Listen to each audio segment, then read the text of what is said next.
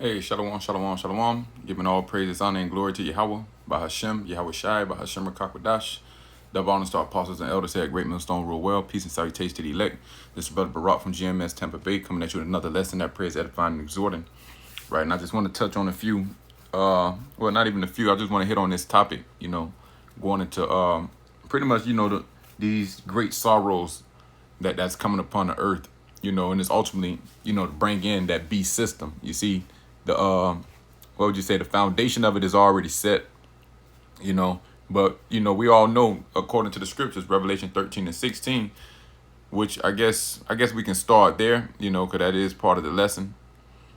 So let's go down here to Revelation chapter 13 verse 16. And he causeth all, both small and great, rich and poor. Matter of fact, let me go to 15. And he had power to give life unto the image of the beast.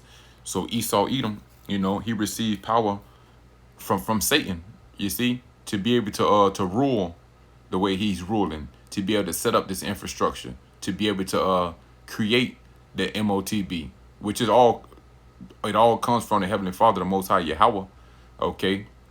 But this is the left-hand side of the Most High, okay, his sinister side, right, which is Satan, and he allows Satan to deal with Esau Edom, the self-proclaimed white man. So that's how he received that power, to give life unto the image of the beast, right, to be wicked as hell, to bring back, because it speaks about, when you go up in this chapter, let me see, it speaks about that deadly wound that was healed.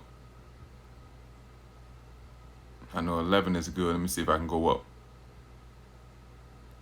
Yeah, I gotta go up, because this whole chapter is fire.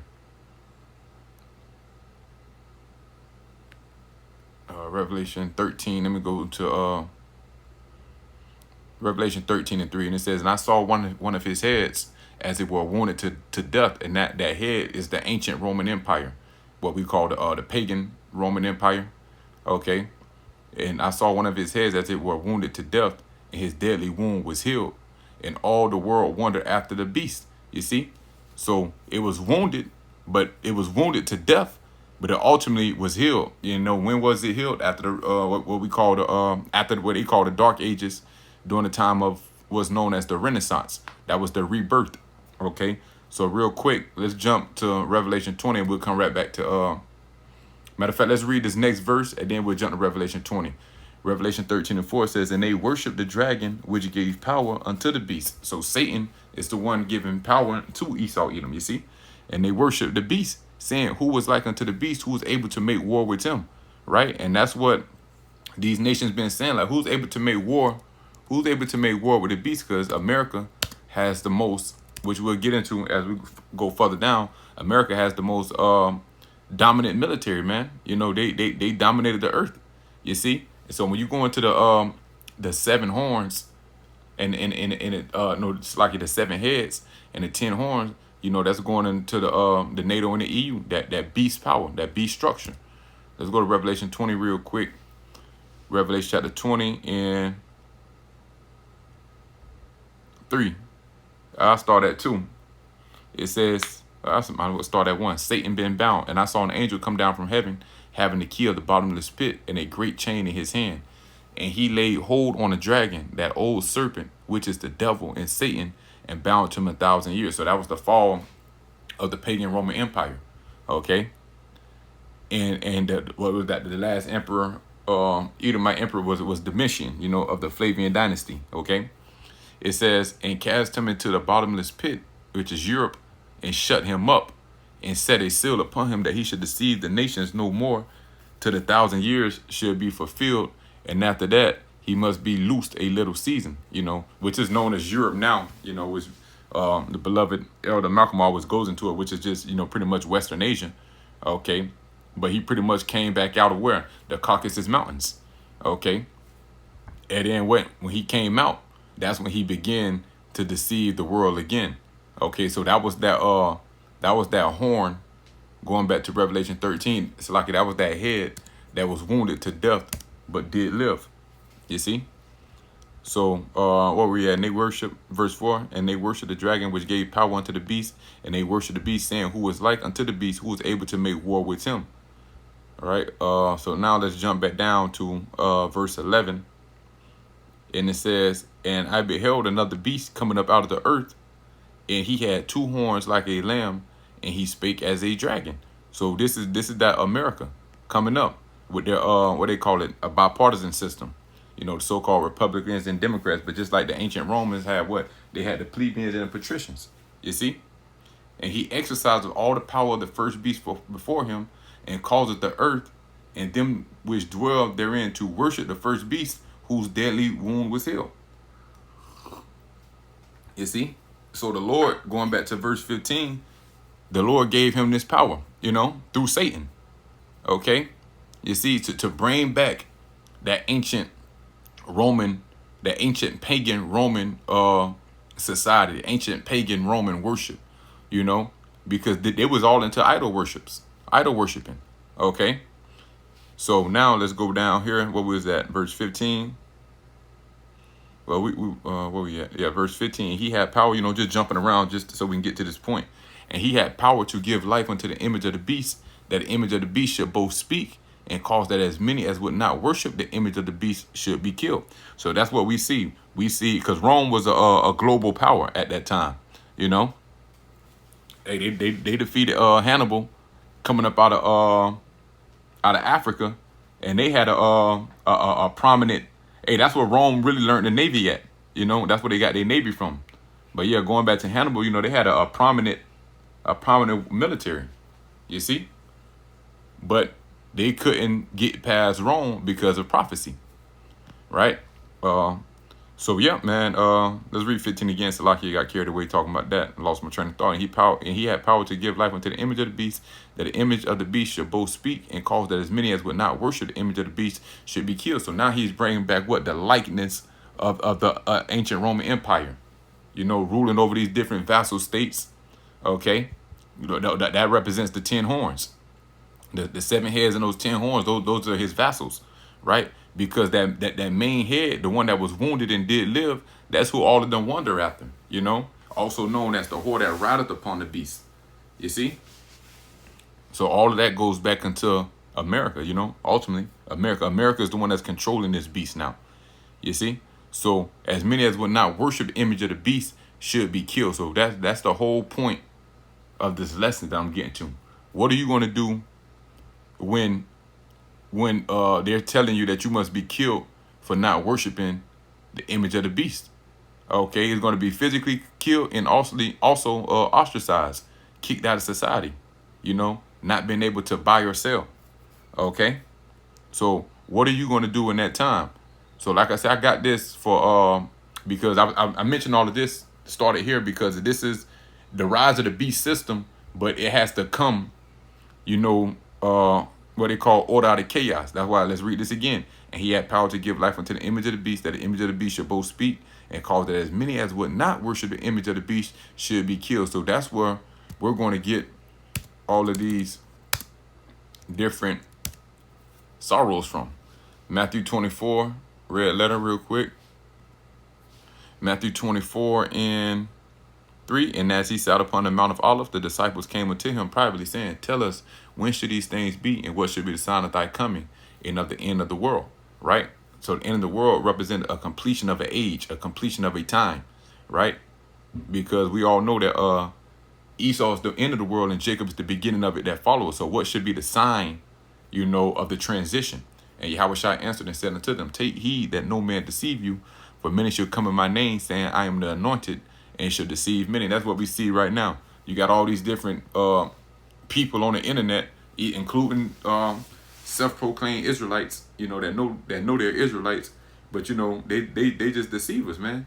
They saying they're anointed, they got the truth, they've been sent by the Lord. You got all these goddamn debates that ain't getting nowhere, but here it is. Starting head apostles on down here at Great Millstone, you had the truth. But what we see, a lot of people are being deceived. Why? Because they're not covered by the blood of the Lamb, and ultimately the Lord don't want them. They just don't have it. But these are signs of the end. And ye should hear of wars and rumors of wars.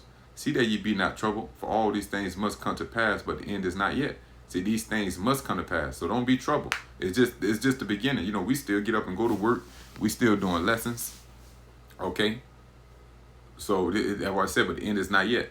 For nation shall rise against nation, and kingdom against kingdom, and there should be famines and pestilences and earthquakes in diverse places. So we seeing this daily. Okay, we seeing it increase more and more. But guess what? Verse 8, all these are the beginning of sorrows. So all these are the beginning of sorrows. So that led me to ask ChatGPT this. Slakia. I typed in Matthew 24. In the book of Matthew 24, it speaks about the beginning of sorrows. What kind of sorrow will follow after those? And it said, the beginning of sorrows appears in Matthew 24 and 8. So it pretty much gives us everything that we just read.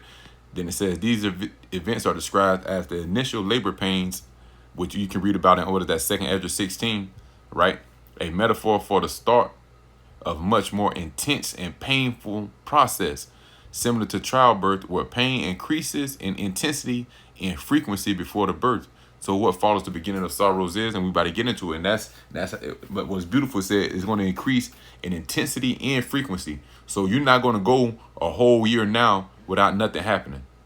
It's going to get to the point where it's going to be, okay, every 2 months, something popping off every month. Then it's going to be like every week until it's just off the chain.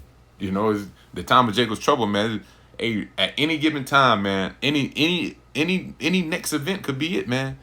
To really shake this place up, people are already bugging out, losing it, realizing the system is rigged. You know, that they just, you know, hamsters on the wheel ain't going nowhere, right? But let's get to it for you believers. Intensified persecution, Matthew 24 and 9 through 10. Damn mosquito. It's like it says, they will deliver you up to tribulation and kill you, and you will be hated by all nations for my name's sake. So believers will face severe persecution. Many will fall away from the faith. Betrayal and hatred will increase, and that's what we see right now. We don't see the severe persecution as of yet, which is going to come, right? Which is also going to lead to the famine of the word. Man, all hell out here is about to break loose. You know, going back to 2nd Ezra 16, it says what a great fire is kindled underneath thee. Roughly paraphrasing. Many fall away from the faith. We seen a lot of these apostates, I believe would be the word, you know, falling out of the truth. And you know, it's just the spirit. This is just prophecy being fulfilled, because all these different prophecies coming to pass, and you got, you know, men falling out. That's the Lord sifting them out, you know, that his word may be fulfilled. That's why we got to stay prayed up, you know, that we endure to the end. Betrayal and hatred will increase. So, hey, it's going to be brothers, that men that you think are brothers, they go be betraying. That's why brothers got to be on point. You know, even amongst brothers, you know, yeah, we trust each other. Hey, but, you know, you got to just be on point. You know, keep your eyes open. You know, don't be just spilling out all your business out there. You know, it says, rise of false prophets and deception. Then many false prophets will rise up and deceive many. That's what we see right now. We see that going heavy. You know, that ain't even really got to be explained. Spiritual deception intensifies, right? Because it tells you also in Revelation 13 that, let's grab this real quick. Let's go back here. So I don't butcher that. Let's say he deceived them by his miracles, right? Revelation 13 and 14. And deceiveth them that dwell on the earth by the means of those miracles which he had power to do in the sight of the beast, saying to them that dwell on earth that they should make an image to the beast which had the wound by a sword and did live. You see? So he has, you know, Project Blue Beam. Oh man, he got all type of shit. Even going to that Starlink, Star Shield. Okay, man, Esau got some shit. Those different robots, you know, AI. Voiceovers, man, this shit is wicked out here, man.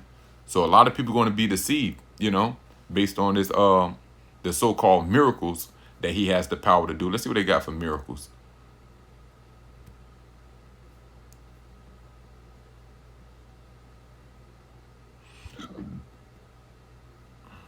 Simeon, sign, mark, token. That bit watch a person or a thing is distinguished from others and is known. An unusual occurrence. That's a good one. He go show you something that you go like, man, I don't know, man. He gotta have some type of power. Like, how would he be able to do this and do that? But whole while is just his technology. Okay.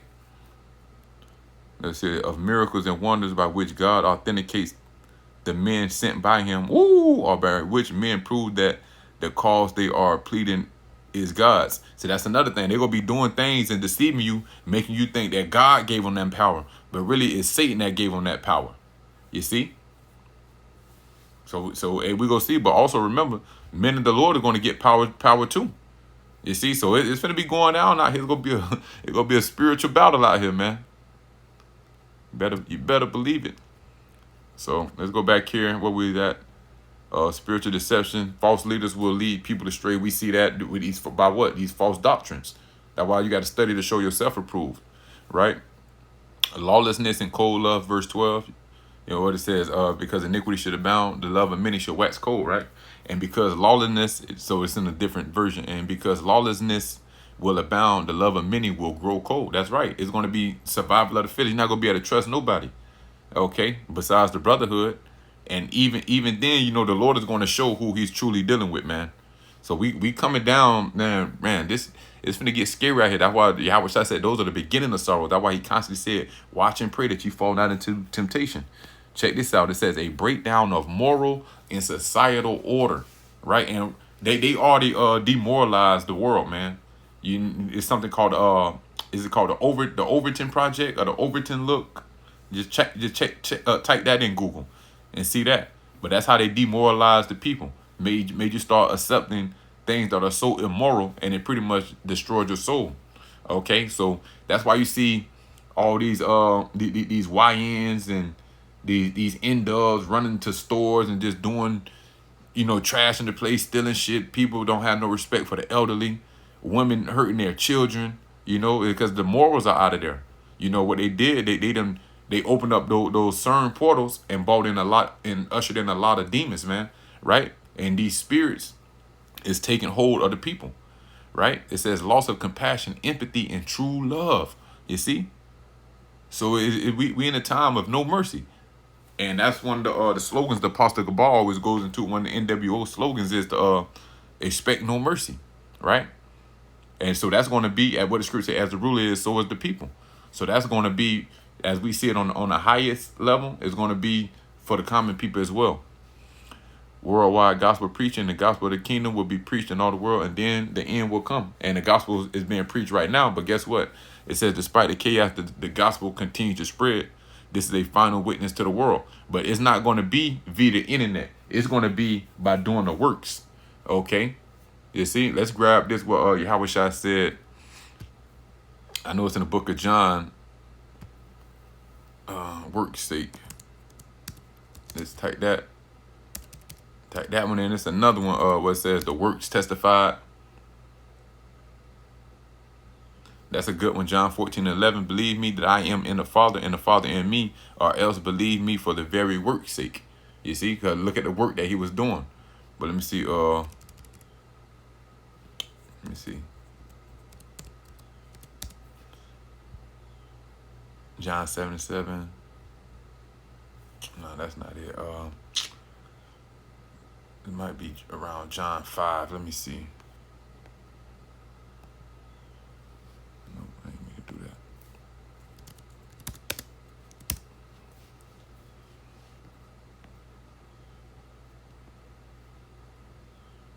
that. Okay, yep. John 5:36. But I have a greater witness than that of John, for the works which the Father hath given me to finish, the same works that I do, bear witness of me that the Father hath sent me. You see, so the works that we're going to be doing, that's going to be the preaching of the gospel that we are of Yahweh Shai.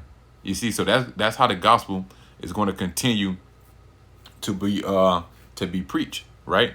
That's why it says, it says this is a final witness to the world, and which is ultimately going to be when Yahweh Shai return. But yeah, the Lord is going to be letting us do different things. He's going to we're going to have spiritual power, and that's going to be a testimony, a sign, a token whom the Lord is really dealing with. Tell you in 2 Ezra 16, then should be known who are my chosen. How? By who's been delivered, by the works that they're able to do, by the spiritual power, man.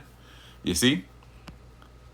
All right, so the Great Tribulation, cosmic. Let's see. So get to the summary. It says the sorrows begin with natural and geopolitical turmoil, which we see right now. We earthquakes, diverse places, flooding, tornadoes. We're in hurricane season now down here in Florida. And geopolitical turmoil, man. The geopolitics, the world politics is, oh man, this shit is off the chain right now. They through. They through. Everybody beefing. You know, you got BRICS, you got sanctions, okay? You got wars, you know, tariffs. All that is geopolitical turmoil. Matter of fact, let's go here to Google. Let's see what they got. What are some examples for geopolitical turmoil?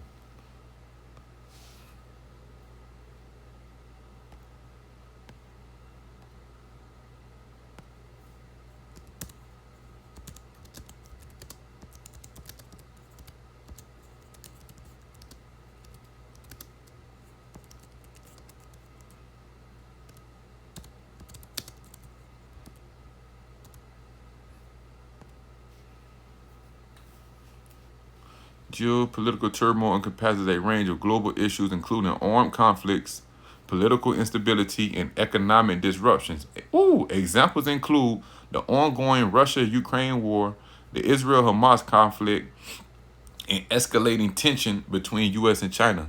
These situations can lead to supply chain disruptions, energy market volatility, and increased risk of cyber attacks. So that's all we need right there. So it said it begins with these things, but it gives way to what? Persecution, deception, moral decay, evangelism under pressure, severe global distress, great tribulation, all right, culminating in a return of Hamashiach. Yeah, so it's going to have to get there at the end for our Lord to return. You know, it made me think about when Ptolemy was the Seleucid and Ptolemy War, what they known as the Syrian Wars, right? When they was going back and forth, what they like we like to say down here in Jim at Tampa, you had Antiochus the Fourth Epiphanes come home and kick the cat. Now you want to bring all hell on Jake, want to start taxing Jake more, and that's what happened with these wars. Now you gotta, you need resources. So now now you gotta invade somebody. You gotta go, man. Just go back through the book of Maccabees and look at how war plays out. You need more resources. You need more money. So you got to start taxing, the citizens more. So it's just going to be an uprising everywhere. But this time, although Judas Maccabees did receive a lot of help from the heavens, the Lord, like the Apostle Paul said, he said, man, the Lord loved the hell out of Judas Maccabees, man. He always fought for him. He had a heavy spirit on him. He delivered him over and over and over, right?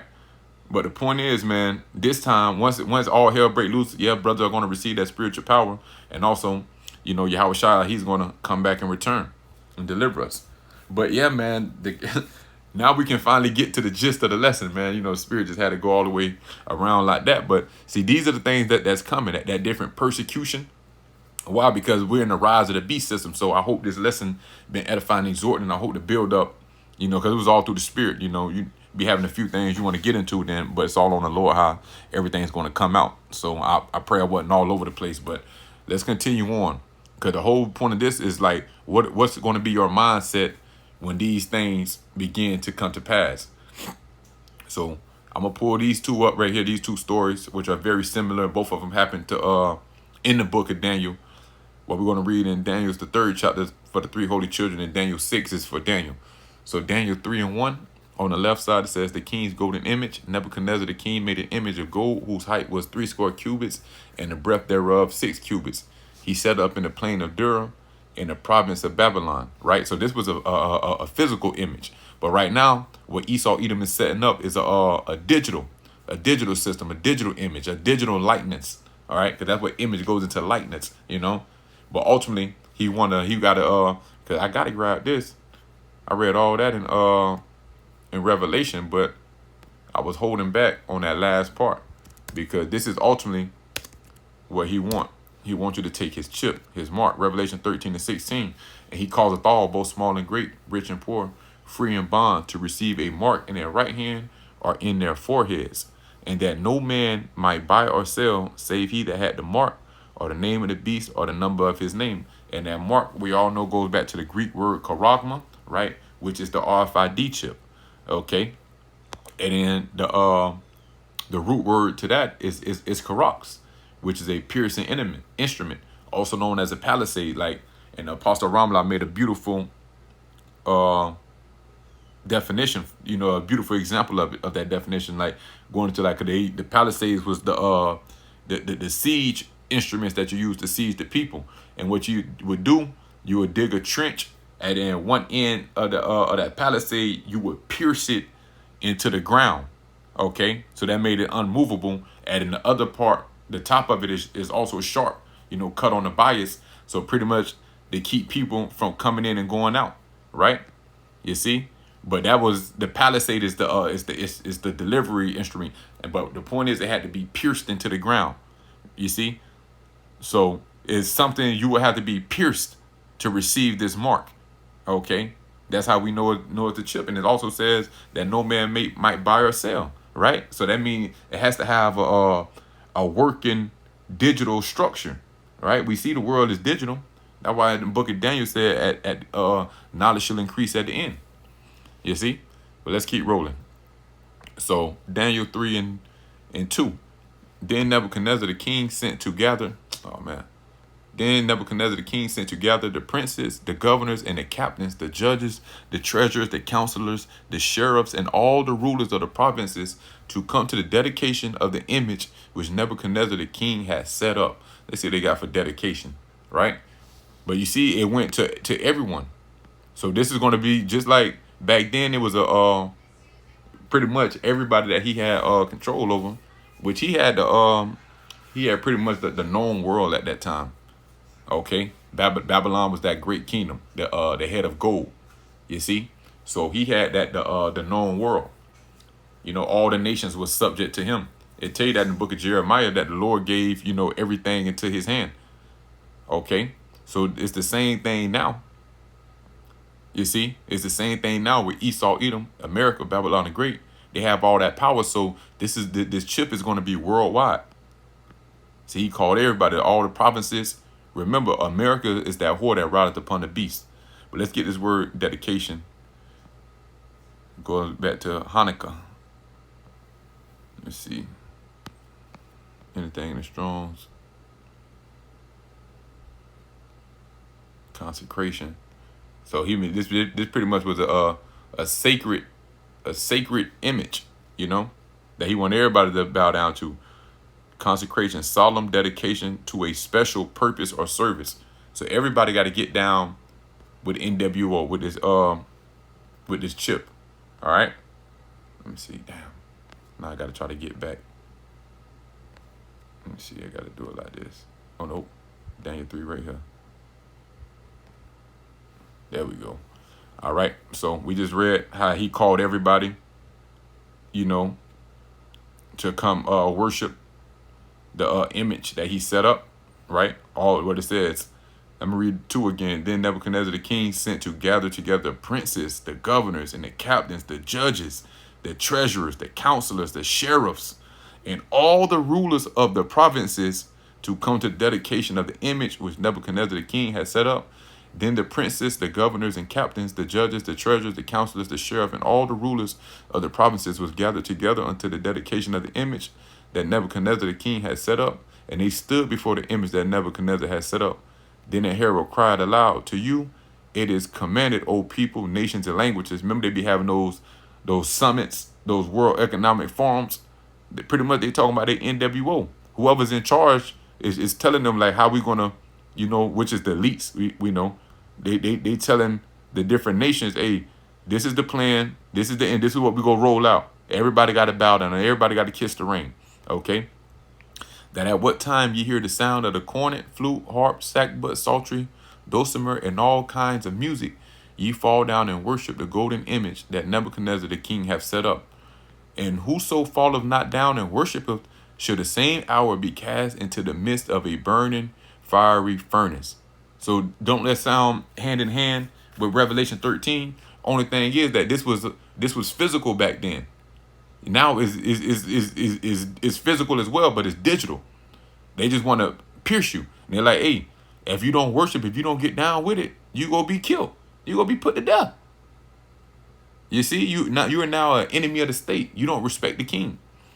Therefore, at that time, when all the people heard the sound of the cornet, flute, harp, sackbut, psaltery, and all kinds of music. All the people, the nations, and the languages fell down and worshipped the golden image that Nebuchadnezzar the king had set up.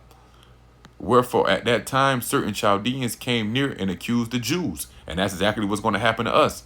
We're going to be accused. They're going to start pointing us out. That's that persecution. Oh, he don't have the chip. Oh, he's against the system. Oh, he say he's waiting on Yahweh Shai. Oh, he say Babylon will be destroyed. You know? So we going to be accused. Then spake and said to the king, they spake and said to the king, Nebuchadnezzar, O king, live forever. Thou, O king, hast made a decree that every man should hear the sound of the cornet, flute, harp, sackbut, psaltery, and dulcimer, and all kinds of music, should fall down and worship the golden image, and whoso falleth not down and worshipeth, that he should be cast into the midst of a burning fiery furnace. So they go bring we already see the detention centers getting built up. They go start bringing out these guillotines. If they don't want to get done with it, they holding back they holding back America. They holding back us from doing this and doing that. We're gonna make example out of them and chop their head off and do this and do that. And people go be pointing us out. And guess what? We're gonna become wanted, so to say. But that's why the scriptures say, is, be thou faithful unto death, and the Lord should give you a crown of life. Okay? You see? The scriptures speak about there's some there should be martyrs. Okay? Let me see where we at. Verse 12. There are certain Jews whom thou hast set over the affairs of the province of Babylon, Shadrach, Meshach, and Abednego. These men, O king, have not regarded thee. They serve not thy gods, nor worship the golden image which thou hast set up. You damn right. We go worship Yahweh by Hashem, Yahweh Shai. Okay? So if you're familiar with this story, you know how it goes. I gotta get ready to wrap this lesson up. You know how it goes. He bound them up, set the furnace up, set the fire up, cast them into the fire. But guess what? The Lord delivered them. So now let's jump over here to Daniel 6. I'm trying to get straight to the point. Daniel 6 and 4. Then the presidents and princes sought to find occasion against Daniel concerning the kingdom, but they could find none occasion nor fault, for as much as he was faithful, neither was there any error or fault found in him. Then said these men, we should not find any occasion against this Daniel, except we find it against him concerning the law of his God. Then these presidents and princes assembled together to the king and said thus unto him, King Darius, live forever. All the presidents of the kingdom, the governors and the princes, the counselors and the captains, you see, of the whole, so this is the whole kingdom of the whole realm. Because remember, you read up in the story, he set these different men up over provinces. Provinces goes back to cities, right? So this would be the whole known world that he had power over, right? So it's likening until now. Have consulted together to establish a royal statute and to make a firm decree that whosoever shall ask a petition of any god or man for 30 days, save thee, O king, he should be cast into the den of lions. Now, O king, establish the decree and sign the writing that it be not changed, according to the law of the Medes and Persians, which altereth not. Wherefore King Darius signed the writing in the decree. Now when Daniel knew that the writing was signed, he went into his house, and his windows being open in his chamber toward Jerusalem, he kneeled upon his knees 3 times a day and prayed and gave thanks before his power as he did aforetime. Right? So when these draconian laws are signed, when you know they're coming after you, what are you going to do? How are you going to move? The scriptures say things that written aforetime was written for our learning. What we're reading about with our forefather, the first thing that he did was went and go pray. And he prayed. He did it 3 times a day, not worrying about what fucking decree was signed. He still stuck with the Lord. Okay? You see? And then at the end of the day, verse 11, then these men assembled and found Daniel praying and making supplication before his power. Yahweh Bashem Yahweh Shai. So when you continue to read on, he ended up getting grabbed up and thrown into the lion's den, right? So let's get this last part.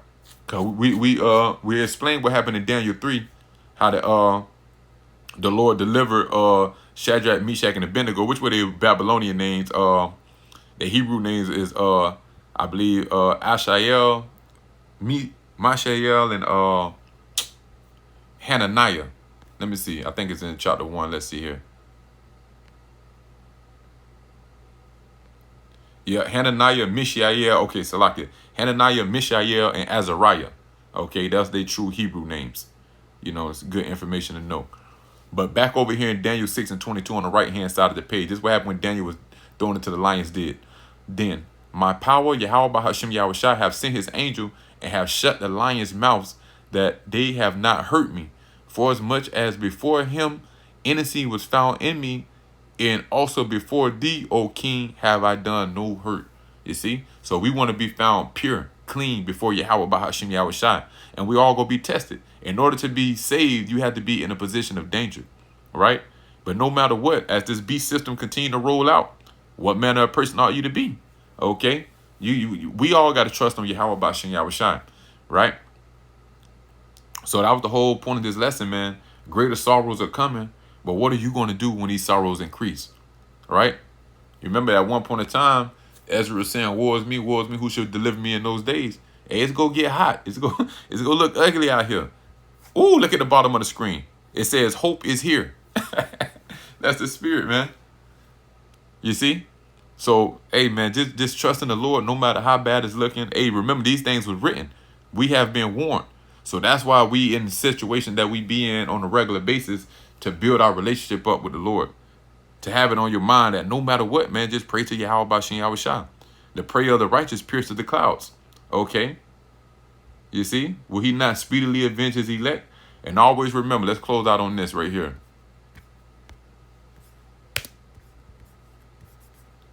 What is that? Is it what I'm thinking about, like two different precepts. Let me see if I got the right one. Psalm 33 and yep, that's a good one, but that ain't the one I wanted.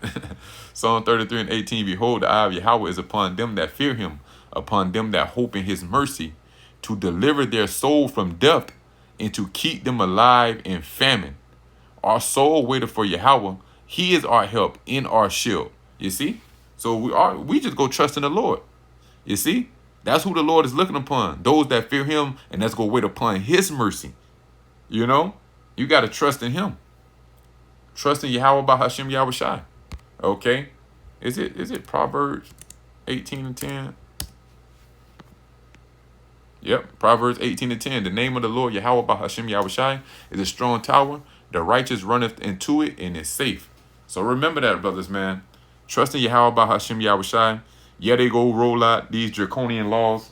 Yeah, the sorrows are going to increase. Right now, we just at the beginning of sorrows. It ain't even got hard yet. Right? And you got dudes falling out, which is ultimately the spirit, you know, just prophecy being fulfilled. Hey, but we got to just pray to the Lord, you know, that we fulfill his will, and may we be part of the elect, and may he deliver us, man, and keep us strong. Pray for a strong spirit. Pray for a strong mind to endure these last days, to not give up, to not bitch up, you know, but to constantly trust in the Lord. Pray to the Lord to keep the spirit on us, to keep praying to him. Okay? But I'm going to go ahead and wrap it up there. I pray you've been edified and exhorted. I want to give all praise, honor, and glory to Yahweh, Bahashim, Yahushai, Bahashim Rakakwadash. Double honors to our apostles and elders here at Great Millstone Rule Well. Peace and salutation to the elect. Shalom.